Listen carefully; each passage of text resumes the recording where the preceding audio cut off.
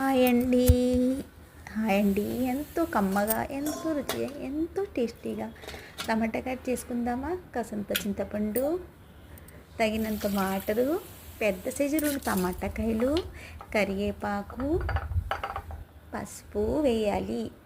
వేసిన తర్వాత కాసంత బెల్లం ముక్క, టమాటాకాయలు, కరివేపాకు వేసి బాగా పిసకాలి. పిసికిన తర్వాత ఈ మిశ్రమాన్ని స్టవ్ మీద పెట్టి బాగా కాగనివ్వాలి.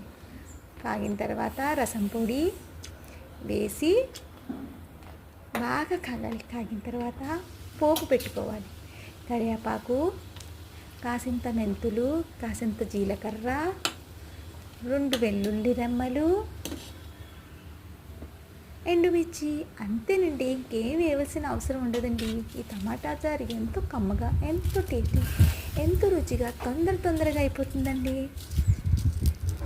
ఇలా చేసి స్టవ్ మీద పెట్టి పోపు దినుసులు ఎర్రగా నింపాలి. ఎర్రగా అయిన తర్వాత చారు కాగుతుంది కదండి, ఇది బాగా కాగాక వడకట్టేసుకోవాలి. చుక్కంతా తీసేసి ఫ్రెష్గా పోపు దినుసులు వేగాయి కదమ్మా.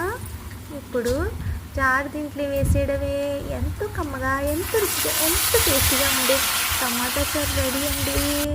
చూసారా ఎంత బాగుందో? వీడియో నచ్చితే లైక్ కొట్టండి ఫ్రెండ్.